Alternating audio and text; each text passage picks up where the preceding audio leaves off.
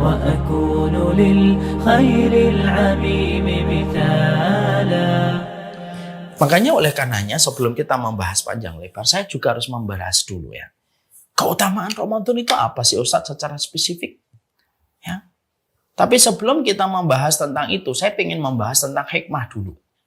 Ya, kita nanti membahas hikmah dulu. Supaya kita membahas hikmah, kenapa Allah memberikan kesempatan Ramadan kepada kita, hikmahnya harus kita temukan dulu. Yang kedua, baru kita membahas keutamaan secara spesifik Ramadan. Baru setelah itu, apa yang kita harus lakukan di bulan Ramadan ketika telah datang pada kita. Sebelum kita membahas hikmah, sebelum kita membahas keutamaan dan amal apa yang kita lakukan di bulan Ramadan, saya perlu menyampaikan sebuah analogi sederhana.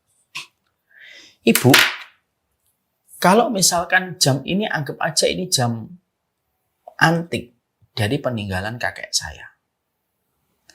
Lalu saya ingin memberitahukan kepada anak saya tentang arti sebuah value pada dirinya. Nah, ini jam dari kakekmu. Bawa, cari orang berapa mereka masing-masing menawar jam dari kakekmu ini. Ya. Lalu anak kita jalan. Ketemu orang di depan pasar.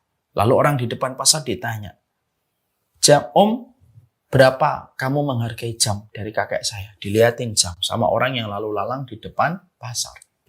Orang itu berkata, sudahlah saya tukar aja pakai soto atau pakai makanan. Dia menghargai tidak lebih dari 20.000. Oke, anak itu ngambil kembali. Lalu jalan lagi.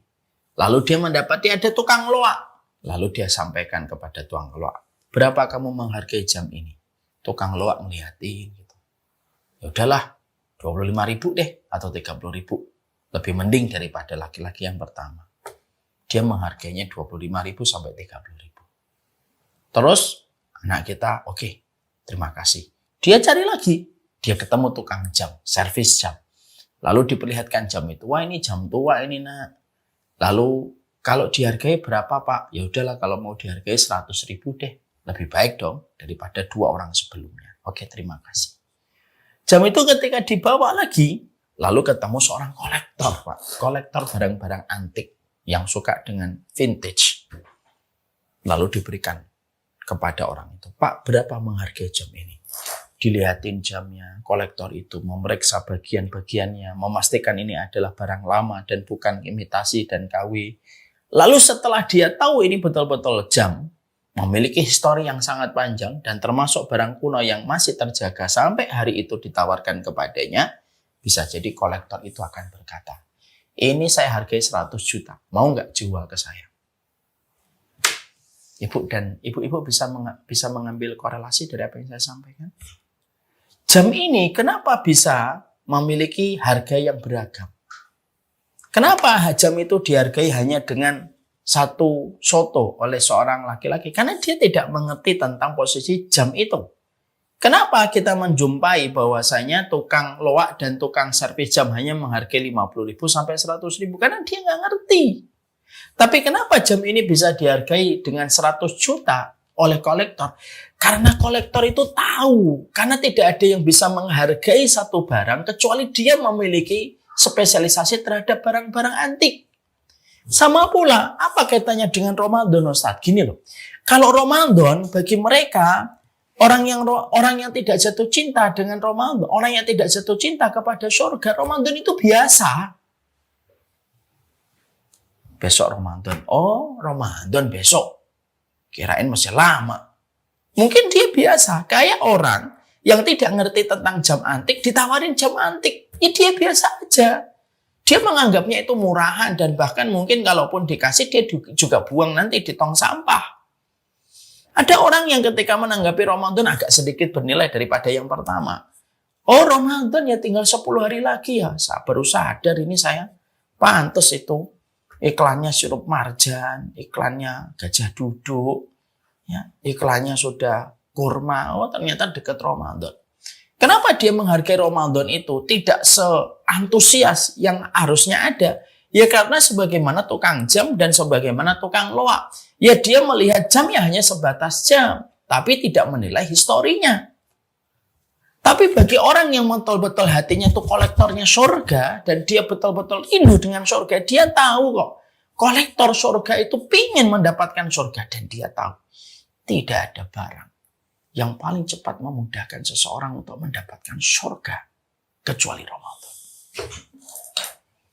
Ya. Jadi kalau ada di antara teman kita, kok saya Ramadan biasa aja ya? Mungkin kita kayak tukang loak yang ditawari jam antik dan kita tidak paham tentang jam antik.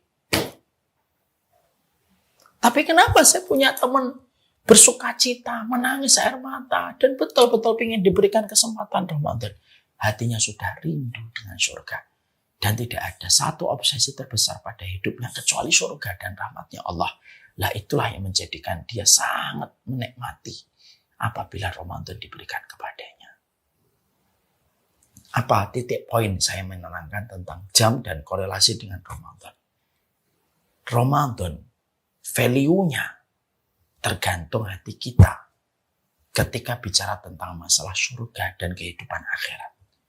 Ramadan bernilai di hadapan mereka yang ingin mendapatkan keselamatan di akhirat. Tapi Ramadan tidak akan pernah bernilai sama mereka yang tidak pernah meniatkan untuk mendapatkan surga pada kehidupan mereka. Ya. Maka maaf ya Ibu, ini menjadi sebuah perenungan untuk kita. Saya dan Ramadan itu perasaannya apa? Biasa saja dan datar. Senang tapi tidak terlalu bersukacita atau bersukacita. Jawaban asli dari diri kita ketika menjawab apa perasaanmu tentang Ramadan. Itu sebenarnya sebuah indikator seberapa besar rindu kita dan hati kita terhadap surga. Itu yang kita harus paham. Sekali lagi ya Bu, ada orang yang nanti ketika menjalankan Ramadan apa adanya dan ala kadarnya ketika Ramadan datang. Tapi ada orang yang berlinang air mata ketika mereka mendengar pengumuman pemerintah besok tanggal 1 Ramadan. Lalu menangis air matanya ketika malam itu dia mulai melaksanakan sholat tarawih. Value akan ditentukan oleh setiap orang dengan latar belakang hati yang beragam. Dan itu yang kita harus mengerti. Setelah kita mengerti itu, maka kita membahas dulu hikmahnya. Kita ibu-ibu diberikan oleh Allah Ramadan itu pasti kan ada hikmahnya. Mungkin nggak hidup berjalan tanpa hikmah? Nggak mungkin. Semua peristiwa demi peristiwa yang terjadi pada kehidupan kita selalu memiliki hikmah. Hikmah itu pelajaran dan ibrah yang kita dapatkan di balik setiap peristiwa ketika Allah memberikan kesempatan itu kepada kita. Ya. Misal gitu. Saya tuh sering berpikir gini, Bu. Ketika waktu Covid, terutama ketika Covid Delta, kita mendapatkan berita kematian itu bertubi-tubi. Kita juga mendapati tentang sebuah perkara.